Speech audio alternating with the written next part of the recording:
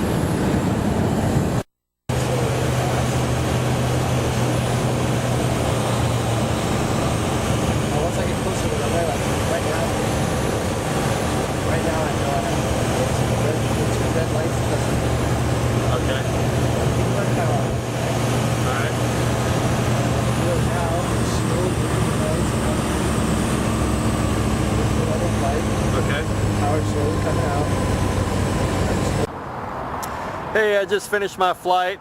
I just wanted to run through and tell you what we were doing up there, probably because you couldn't hear anything except the engine. So we just flew up and went up to about 3,500 feet.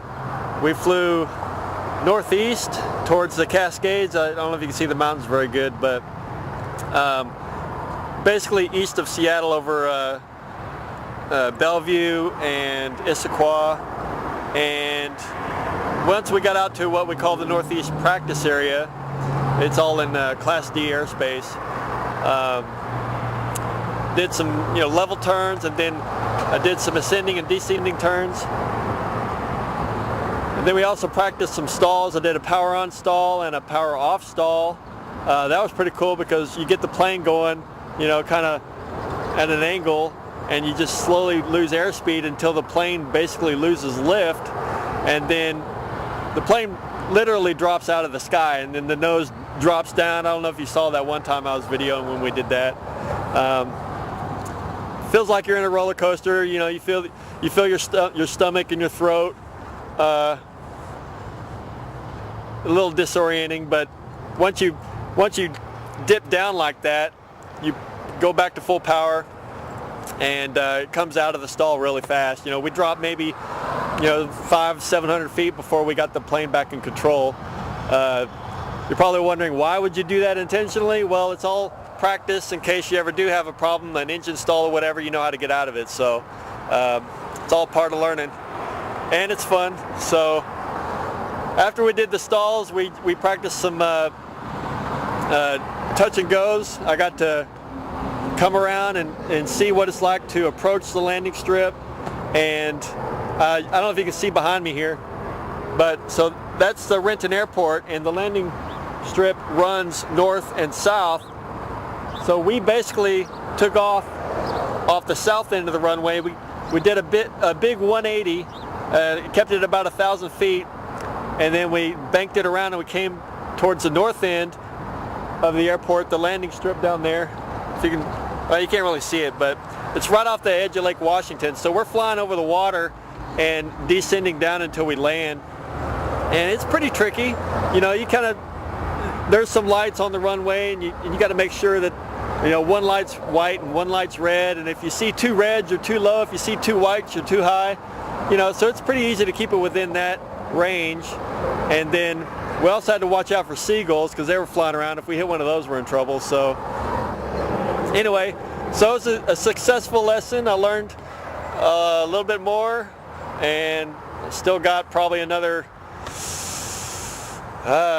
20 or 30 hours of flight time before I get close to getting my private. So quite a process, but it's an enjoyable one. So anyway, that's it. Till next time.